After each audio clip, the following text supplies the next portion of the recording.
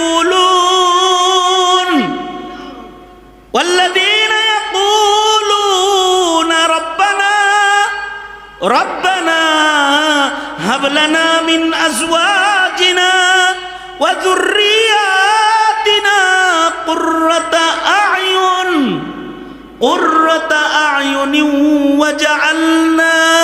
وجعلنا للمتقين إماما ওগো আল্লাহ, আপনি আমার ঘরে এমন সন্তান দান করেন, আমাদের বিবিদের থেকে এমন সন্তানের মালিকানা আমাদের দেন যে সন্তানগুলা আমাদের চোখ শীতল করে দিবে।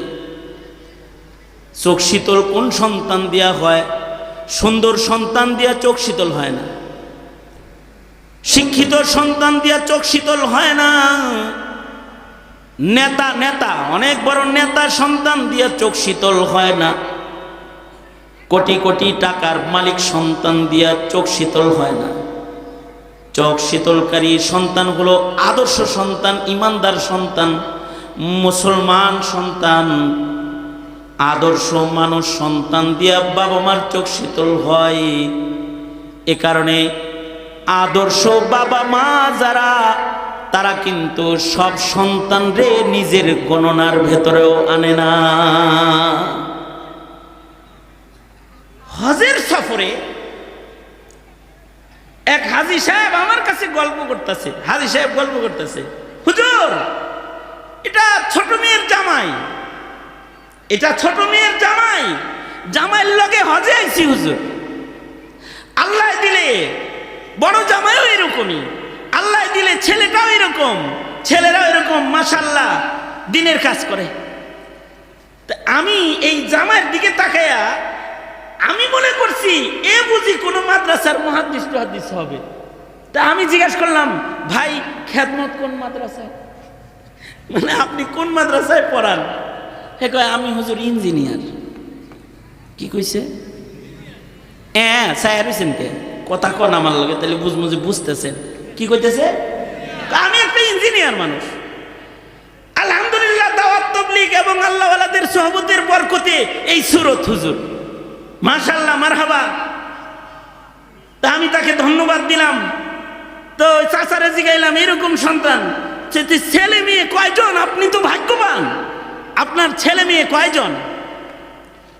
তো উনি আমারে বলল ছেলে মেয়ে 4 জন। কয়জন? কয়জন কইছে? 2 ছেলে 2 মেয়ে, হিসাব দিছে আমার কাছে। মেয়ের জামাই আমার কানে কানে কয়, হুজুর 3 ছেলে 2 মেয়ে। এটা কে কইতেছে? মেয়ের জামাই কইতেছে আমার কানে, হুজুর 2 ছেলে না 3 ছেলে 2 মেয়ে, মোট 5 জন। তা আমি হাজী সাহেবকে বললাম, হাজী সাহেব এই নাইমা 2 মিনিট হাঁটলে হলো খোদার ঘর কাবা, আছেন মক্কাতুল মুকাররমা, এখানে যে কোনো নেকির কাজ করলে লাখ গুণ বেশি। এইরকম একটা জমিনের ভেতরে বয়ে বয়ে যে মিছা কথাটা কইলেন। জিগাইলাম আপনার সন্তান কয়জন? আর আপনি কইলেন 2 ছেলে 2 মেয়ে। আপনার মেয়ের জামাতা আমার কানে বলল 3 ছেলে 2 মেয়ে। মিথ্যা কথাটা কেন বলছেন হাজী সাহেব? এমন মিথ্যা কথা মক্কায় বলাটা কি অপরাধ নয়? লোকটা আমার দিকে তাকায়, তার চোখ ভরা পানি। সে বলতেছে, হুজুর আমি কোনো অন্যায় কাজ করি নাই, খোদার ঘরের কাছে বৈশা আমার খোদা আমার মালিকের সুন্নত আমি নকল করেছি। নূহ আলাইহিস সালাতু ওয়াস সালাম তিনি যখন নিজের সন্তানকে ডাকতেছিলেন, এ আমার সন্তান পাহাড়ে যাস না, আয় আয় আমার নৌকায় আয়, আযাব আসতেছে, রবের বিরোধিতা তুই করিস না, আয় আয় কাছে আয়। সন্তান কথা না শুনে যখন বাবাকে অমান্য করে পয়গম্বরের আদেশ লঙ্ঘন করে যখন চলে যায়, পয়গম্বর যখন কাঁদছিলেন, আল্লাহ তাআলা কি পয়গম্বরে বলে নাই নূহ হেরে গণনা করো কেন সন্তান হিসেবে? এইটা তো তোমার আহাল না, এটা কি আল্লাহ তাআলা কয় নাই? সে আমারে কয় এটা কি আল্লাহ কয় নাই এটা তোমার সন্তান না? মহান আল্লাহ যদি পয়গম্বর রে কুসন্তানকে গণনা করতে মানা করে থাকে, তাহলে ওই মানাটা আল্লাহ সব বাপেরই করছে। এ কারণে সন্তান আমার 5টা, কিন্তু একটা আমার কথা শোনে না, একটার ঈমান ঠিক নাই, একটার আমল ঠিক নাই, একটা নেক কাজ করে না, ওটা জালেম, ওটা দুষ্ট। বাপ হইয়া দুষ্ট সন্তানরে গণনা কইরা হাসরের কঠিন ময়দানে মহান আদালতে কিবরিয়াতে আসামি হয়ে দাঁড়ানোর মতো হিম্মত আমি বাবার নাই। এই কথা বইলা পুরা কান্না শুরু করছে। তার মানে সন্তান ঔরসে হইলেই এটা সন্তান না। যে সন্তানের ঈমান নাই, যে এক আল্লাহ চিনে না, যে কাবার দিক চিনে না, মসজিদ চিনে না, যে ইসলাম চিনে না, যে রাসূল চিনে না, যে কোরআন চিনে না, যে ওযু করা জানে না, ওইটারও নিজের সন্তান হিসেবে গণনা করো, ময়দানে মাহশারে আসামি হয়ে দাঁড়াতে হবে। মানব সম্পদ তো সবচেয়ে দামি সম্পদ। তবে একটা সন্তান যদি এই যেগুলারে হাফেজ হিসাবে পাগড়ি দিলাম, পিচ্ছি 2টারে আমার সামনে আনছে, এতটুকুন বয়সে, এইগুলা যে কয় বছর হইব, মনে হয় 12-14 বছরের বেশি না, 11 বছরের বাচ্চা হবে এগুলো। যারা গোটা কোরআন মুখস্থ করেছে এরা হলো মানব সম্পদের শ্রেষ্ঠ সম্পদ। খায়রুকুম মান তাআল্লামাল কুরআন ওয়া আল্লামা, যাদেরকে রাসূল বলেছে এরা মানুষের ভেতরে সবচেয়ে ভালো মানুষ। এই ভালো মানুষদেরকে কিন্তু হাসিনা শাপলা চত্বরে গুলি করে হত্যা করেছিল। যারা আল্লাহর গণনায় মানুষ, এবং এমন একটা সন্তানের জন্য বাবা মার প্রাপ্তিটা কেমন হবে?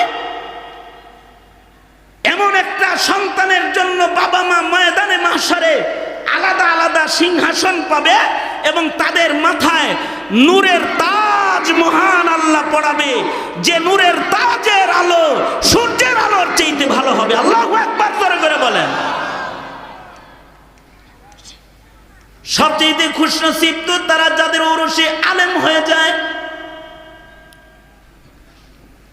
যদি আলেম নাও হয় তো রাসূল বলেছেন সন্তানকে ঈমান শিখাও, সন্তানকে নামাজ শিখাও। যখন কথা বলা শিখছে তার মুখ দিয়া আল্লাহ বাইর করো, তাওহীদ শিখাও। সন্তান কথা বলতে জানে, এবার তাকে বলতে হবে, খানা দেওয়ার সময় বলতে হবে খানা কে দেয়, সন্তানকে শিখাই দিতে হবে, বলো আল্লাহ দেয়। কার্টুন দেখায় দেখায় খানা খাওয়াইলে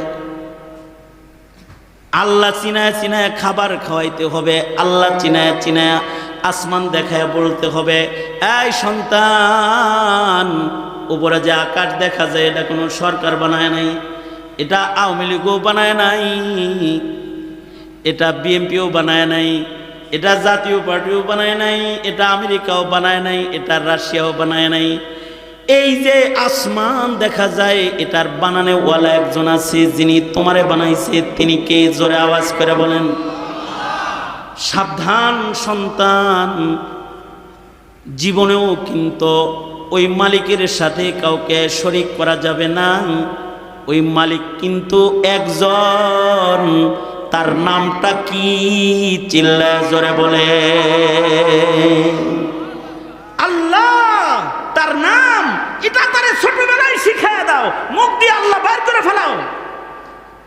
আর যখন তার 7 বছর বয়স হয় তো তাকে ওই আল্লাহর কদমে সেজদা দিতে আদেশ করো। বাপেরে বলে মুরু আওলাদাকুম, তোমরা তোমাদের সন্তানদেরকে নির্দেশ করো যখন তাদের বয়স হয় 7 নামাজের কথা বলো, সেজদা দিতে বলো। আর যখন 10 বছর হয়ে যাবে তখন নামাজ না পড়লে তাকে পিটুনি দাও, পিটাও, তাদেরকে শাসন করো। নবীর শিক্ষা। কেন? কারণ তোমার ঘরের সন্তানটা আল্লাহর পছন্দের হইতে হবে। যদি আল্লাহর পছন্দের হয় তাহলে ওয়ালাদে সালেহ, বাবা মার জন্য মরার পরেও উপকারী। এই রকম পিতা যারা, যাদের সন্তানদেরকে গঠন করার মেহনত পিতারা করে, এই পিতাগুলো আল্লাহর কাছে দামি। যে মায়ের পেট থেকে ভালো সন্তান হয়, এই মাগুলো আল্লাহর কাছে দামি। যেই খানদানের ভেতরে ভালো মানুষের আগমন হয়, এই খানদানও আল্লাহর কাছে দামি। এ কারণেই কোরআন শরীফের ভেতরে আলে ইমরান নামে সূরা আছে। এ কারণেই ভালো মায়ের নামে কোরআন মজিদে সূরা মারিয়াম আছে। এ কারণেই আদর্শ পিতার নামে কোরআন শরীফে সূরা লুকমান বিদ্যমান আছে। লুকমানের গুণ কি? লুকমানের গুণ হলো, লুকমান তার সন্তানকে ঈমান শিখাইছে। ইয়া বুনাইয়া লা তুশরিক বিল্লাহ ইন্নাশ শিরকা লাযুলমুন আযীম। এই সন্তান, শরীক করবে না, আল্লাহর সাথে কাউরে শরীক করবে না। সন্তানরে এটা যদি শিখায় দেন, তাহলে সন্তান কোনোদিন বলবে না যে ক্ষমতার উৎস জনগণ, এটা বলবে না। সন্তানরে যদি তাওহীদ শিক্ষা দেন, তাহলে সন্তান বলবে ক্ষমতার মালিক কে? আমেরিকা ক্ষমতার মালিক, রাশিয়া ক্ষমতার মালিক, ভারত ক্ষমতার মালিক। ক্ষমতার মালিক কি মানুষ? ক্ষমতার মালিক কি জনগণ? ক্ষমতার মালিক কে? জোরে আওয়াজ করে বলে।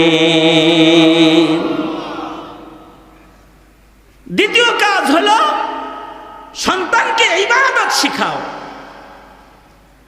আল্লাহর ভয় দেখাও। আল্লাহর ভয়। এই নামাজ না পড়লে দোজখে যাবি, নামাজ না পড়লে কবরের আযাব ধরবো, এগুলো বলো সন্তানকে। আমরা সন্তানরে বাঘের ভয় দেখাই, বিলের ভয় দেখাই।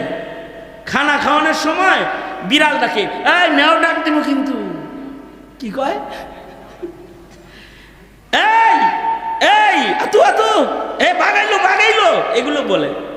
তার মানে ছোট্ট বাচ্চাকে বাঘের ভয় ঠিকই দেখাইতেছে, বিড়ালের ভয়ও দেখাইতেছে। এই ভূতাইলো ভূতাইলো, খা খা খা খা, ভূতাইলো, ভূতের ভয় দেখাইতেছে।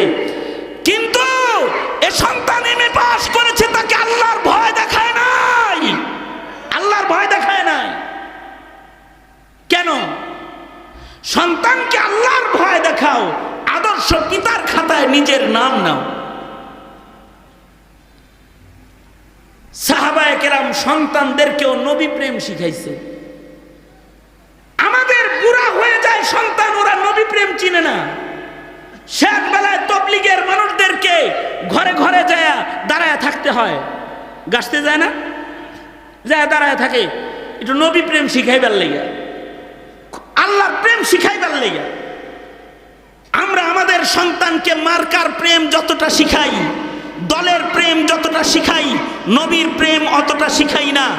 যদি আমরা নবীর প্রেম আমাদের সন্তানদেরকে শিখাইতে পারতাম, তাইলে কাদিয়ানীরা আমাদের সন্তানের ঈমান নিতে পারতো না, নাস্তিকরা আমাদের সন্তানকে নাস্তিক বানাইতে পারতো না, বেঈমানরা আমাদের সন্তানকে দ্বীনহীন বানাইতে পারতো না। যদি আমরা শিক্ষা দিতাম। আমরা তো শিক্ষা দেই না। এই শিক্ষাগুলো এদেশে দাওয়াত ও তাবলীগ দেয়, মানুষের হৃদয়ে নবী প্রেমের বীজ বপন করার জিম্মাদারি এদেশের পীর মাশায়েখরা আদায় করে। এই দেশে ওয়াজ আর নসিহতের মাধ্যমে মানুষের হৃদয়ে ঈমান প্রবেশ করানোর মেহনত করা হয়। এ কারণেই যারা ইসলামের দুশমন, তারা ওয়াজেরও দুশমন, হক্কানি পীরেরও দুশমন। এরা বাতিল পীরকে শেল্টার দিলেও হক্কানি পীর মাশায়েখদের উপরেও তাদের অত্যাচারকে তারা জারি রাখে। এই তো হালাত। এইভাবে করে যদি মানব সম্পদ নষ্ট হয়ে যায়, স্বাধীনতাও রক্ষা হবে না। মানব সম্পদ নষ্ট হয়ে গেলে দেশের শান্তি শৃঙ্খলা রক্ষা হবে না। কম আজ কম প্রজন্মকে ঈমান শিখাইতে হবে, ইবাদত শিখাইতে হবে, আল্লাহর গোলামি শিখাইতে হবে।